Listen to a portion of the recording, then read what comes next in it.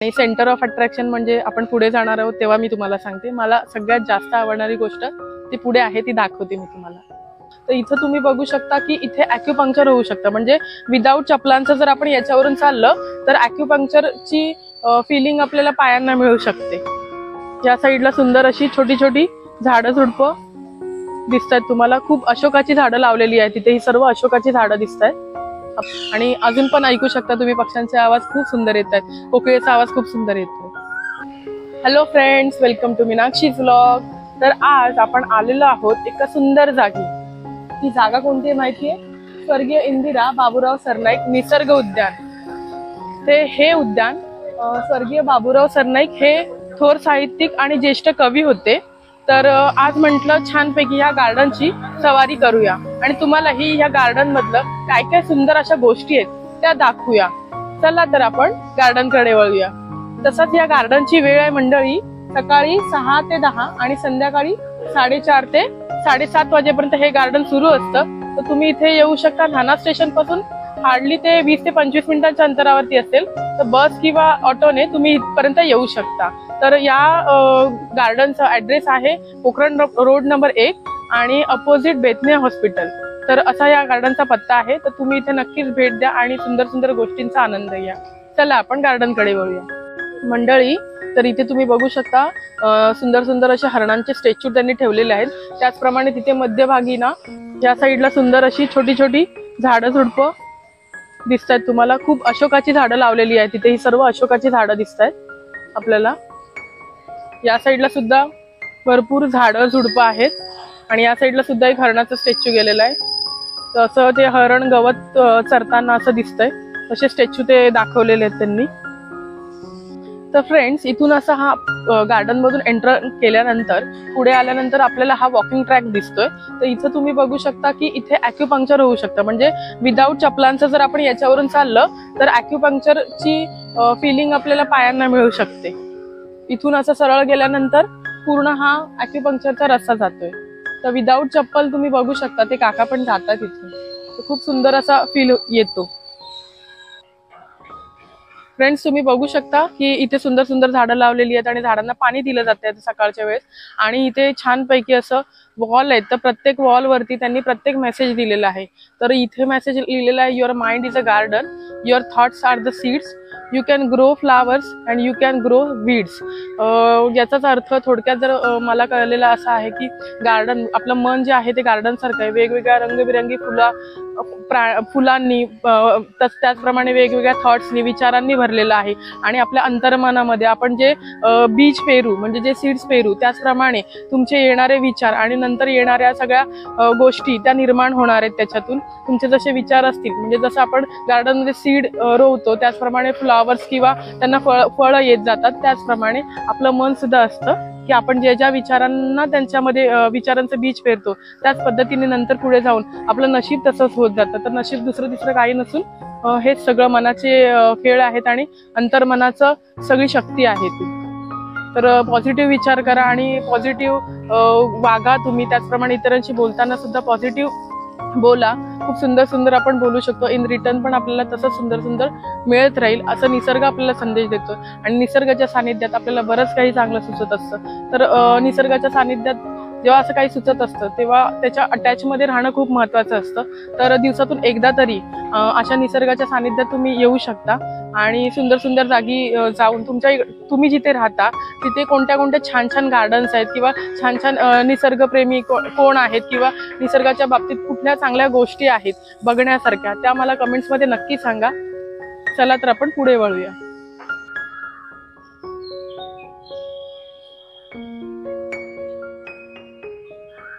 Friends, तुम्ही बघू शकता की आपण एक ब्रिज चढून वरती आलोय. या ब्रिजवर तुम्ही फोटो सेशन करू शकता, प्री वेडिंग फोटोशूट करू शकता. खूप सुंदर असं इथे ब्रिज केलेलं आहे.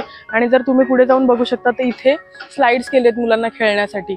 तर ही स्लाइड खाली जाते. त्याचप्रमाणे पुढे जाऊन बघितलं तर अजून एक लेफ्ट हँड साईडला स्लाइड आहे, ती सुद्धा खाली गार्डनला अटॅच होते. तर मुलांना घेऊन येऊ शकता इथे तुम्ही. सुट्ट्यांचे दिवस आहेत, तुम्ही सुद्धा आजी आजोबांसोबत किंवा तुमच्या प्रिय व्यक्तींसोबत येऊन इथे आनंद घेऊ शकता.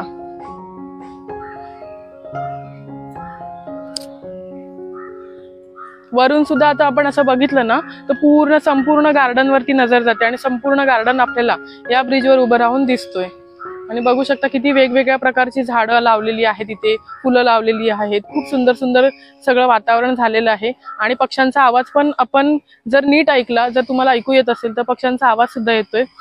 इथे मे महिन्यामध्ये, एप्रिल ते मे महिन्यामध्ये जेव्हा आपण मध्यंतरी उभं राहतो तेव्हा कोकिळेचा सुंदर कुहू आवाज येत असतो, तो ऐकण्यासाठीच आम्ही इथे खास येतो। म्हणजे जेव्हा जेव्हा वेळ मिळेल, छान असं आपल्याला काय सुचत असेल तर आपण इथे येऊन आपला टाइम स्पेंड करू शकतो। खूप सुंदर वातावरण आहे, खूप पॉझिटिव्ह व्हायब्रेशन्स येतात आणि निसर्गाच्या सानिध्यात खूप छान वाटतं। तर तुम्ही येऊ शकता इथे।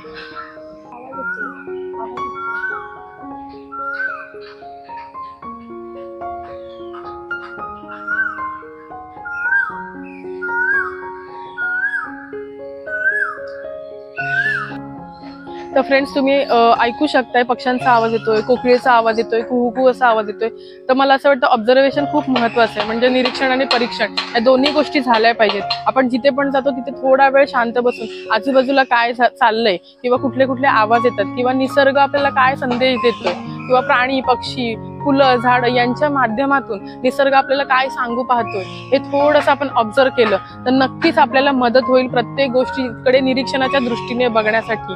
तर हे आपण केलं पाहिजे असं मला वाटतं आणि मला तो पर्सनली खूप आवडतं या सगळ्या गोष्टी फील करायला। मग ते पाणी असू दे, समुद्र असू दे किंवा झाडं झुडपं असू दे किंवा गवत असू दे, गावाकडे जाण्याची जेव्हा इच्छा होते आपल्याला तेव्हा इथे येऊन आपण गावचा फील घेऊ शकतो, कारण खूप झाडं झुडपं आहेत इथे।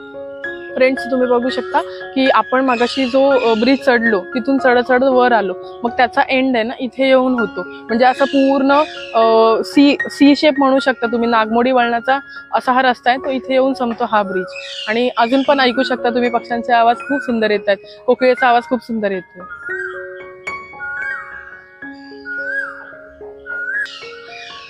मंडळी, या साईडला तुम्ही लेफ्ट हँड साईडला बघू शकता एक ट्रायंगल शेपमध्ये त्यांनी असं गवताचं सेक्शन केलेलं आहे। तर त्या ट्रायंगल सेक्शनमध्ये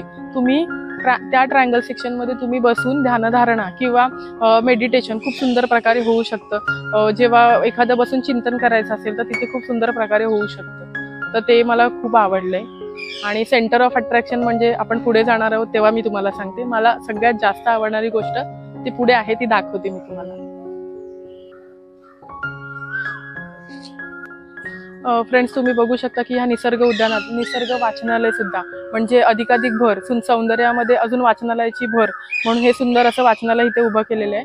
आणि इथे बघू शकता वेगवेगळ्या प्रकारची पुस्तकं त्यांनी ठेवलेली आहेत। तर मी कधी इथे येते तेव्हा थोडा वेळ तरी या पुस्तकांसाठी काढते, कारण स्वतःसाठी पुस्तकं वाचणं हा आवडता छंद आहे माझा। तर अधूनमधून इथे येऊन पुस्तकांची मजा ह्या निसर्गाच्या सानिध्यात बसून जर तुम्हाला घ्यायची असेल तर इथे बघू शकता मनी प्लांट पण आहेत, केळीची झाड आहेत आणि या सगळ्या वातावरणामध्ये बसण्यासाठी सुद्धा त्यांनी सोय केलेली आहे। आर्टिफिशियल अशी दगडं केलेली आहेत, ती खरी दगडं नाही आहेत, पण बघताना असं वाटतं की ती खरी दगड आहेत पण ते आर्टिफिशियल दगड आहेत। तर इथे बघू शकता तुम्ही महाराष्ट्र, त्याचप्रमाणे साक्षात्काराची देणगी, आरोग्याचा अर्थ, लहान मुलांसाठी सुद्धा सच्चे और इमानदार बालक, अशी प्रत्येकासाठी म्हणजे लहान मुलांपासून ते प्रौढांपर्यंत वाचण्यायोग्य अशी प्रत्येक वस्तू, प्रत्येक पुस्तक तुम्हाला इथे मिळून जाईल। आणि सुंदर सुंदर अशी माहिती आणि अजून मार्गदर्शन कसं मिळेल त्याचं सुद्धा नॉलेज इथे आहे। तर तुम्ही अधिकाधिक जास्त संख्येने इथे येऊन तुम्ही इथली माहिती घेऊ शकता।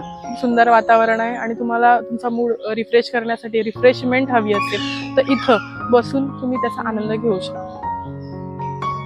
तर फ्रेंड्स, तुम्ही बघू शकता ज्या दगडांवर मी बसलेले आहेत ॲक्च्युली आर्टिफिशियल आहेत, पण वाटताना ते खरेखुरे दगड वाटतात। आणि इथे लोक सकाळचे येतात मॉर्निंग एक्सरसाइज किंवा योगा किंवा सायकलिंग, वॉकिंग करण्यासाठी। वॉकिंग ट्रॅक पण हा मध्यंतरी हा स्पेस दिलेला आहे आणि आजूबाजूला पूर्ण असा गोलाकार शेपमध्ये वॉकिंग ट्रॅक दिलेला आहे, तर तिथे वॉक पण करू शकतात। असं सुंदर असं वातावरण आहे इथे।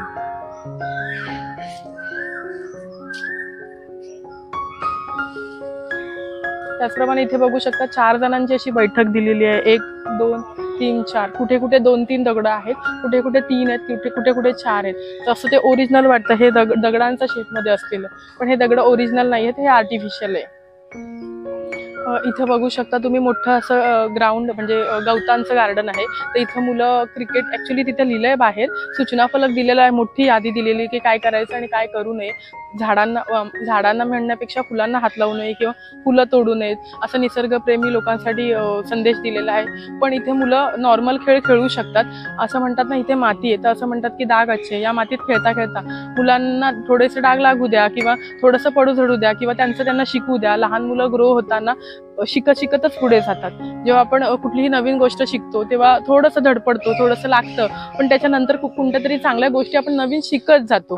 तर कधी कधी म्हणतात ना की पडणं झडणं पण चांगलं असतं। आयुष्यात जर तुम्हाला नवीन वाटचाल करायची असेल किंवा पुढे जायचं असेल तर अशा गोष्टी होत राहतील आणि त्याचा आनंद घ्यायचा आहे। मुळात काय आहे की कोणतीही गोष्ट ही अशीच का झाली, ती तशीच का झाली, माझ्याबद्दल कधी कधी लोक खूप असं निगेटिव्ह बोलतात किंवा डिप्रेशनमध्ये जातात।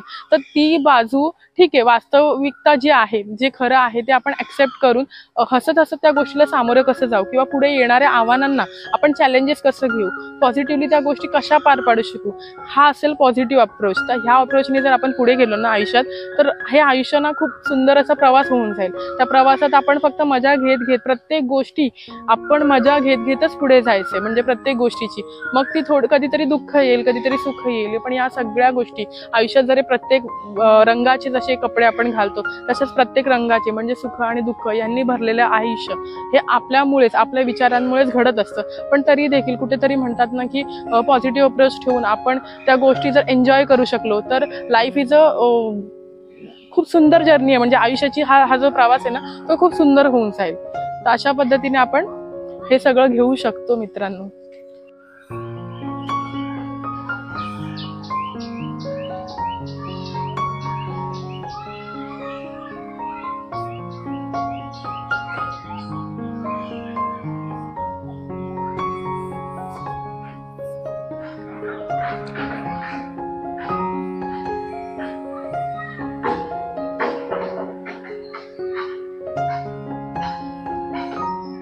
फ्रेंड्स, तुम्ही बघितलं आतापर्यंत की सगळ्या प्रकारची झाडं, झुडपं, फुलं इथे दिसत आहेत।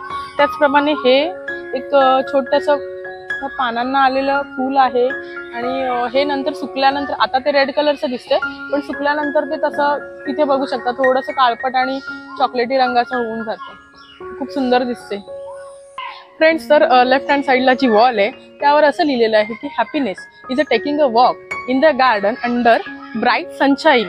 म्हणजेच आनंद हा असा आहे की एखाद्या गार्डनमध्ये छानपैकी सूर्याचा तेजस्वी सूर्यप्रकाशा किरणांमध्ये आपण एखाद्या गार्डनमध्ये जसं वॉक करतो तसा तेव्हा जो आनंद आपल्याला मिळतो ना तोच तो खरा आनंद। फ्रेंड्स, आता तिथून चालत म्हणजे हा पूर्ण असा राऊंड शेप मध्ये गार्डन आहे। मध्ये त्यांनी झाडं झुडपं आणि मुलांना खेळण्यासाठी ठेवलंय आणि बाजूने पूर्ण वॉकिंग ट्रॅक आहे। तो हा वॉकिंग ट्रॅक इथे येऊन संपतो आणि येताना बरेचसे प्रत्येक वॉलवरती बरेचसे मेसेज दिलेले आहेत, लाईफकडे बघण्याचे दृष्टिकोन दिलेले आहेत जे खूप पॉझिटिव्ह आहेत आणि खूप सुंदर वाटतं इथे आल्यानंतर। त्याचप्रमाणे इथे आल्यानंतर तुम्हाला असं वाटेल की म्हणजे इथे वॉशरूमची वगैरे पण व्यवस्था केलेली आहे त्या लोकांनी। वॉशरूम आहे, पाणी आहे, त्यामुळे तेही टेन्शन नाहीये। तर इथे नक्कीच तुम्ही कधी ना कधी तरी या, व्हिजिट करा। या गार्डनच्या आजूबाजूला कन्स्ट्रक्शन आहे बिल्डिंगचं, त्यामुळे थोडं ते इग्नोर करू शकतो आपण, पण इथे मध्यंतरी आल्यानंतर खूप सुंदर वाटतं। ओव्हरऑल एक्सपिरियन्स म्हणजे ओव्हरऑल मला तरी जेव्हा असं वाटतं की घरामध्ये कंटाळा आलाय किंवा असं खूप छान जागी जावंसं वाटतं तेव्हा इथल्या इथे आम्हाला हे खूप सुंदर प्लेस वाटते। तर तुम्ही सुद्धा एकदा वेळ काढून इथे या आणि या गार्डनला नक्की भेट द्या। तिथून पुढे येताना म्हणजे अगदी एंडला इथे तुम्ही मगाशी जी रेड कलरची फुलं आणि ती झाडं बघितली ती इथे खूप प्रमाणात दिसतात। हे बघा, खूप प्रमाणात दिसतात इथे। इथून सुरुवात झाली आहे तिथपर्यंत आहे ती। हा जर व्लॉग तुम्हाला आवडला असेल तर लाईक, शेअर आणि सबस्क्राईब करायला विसरू नका। Bye bye.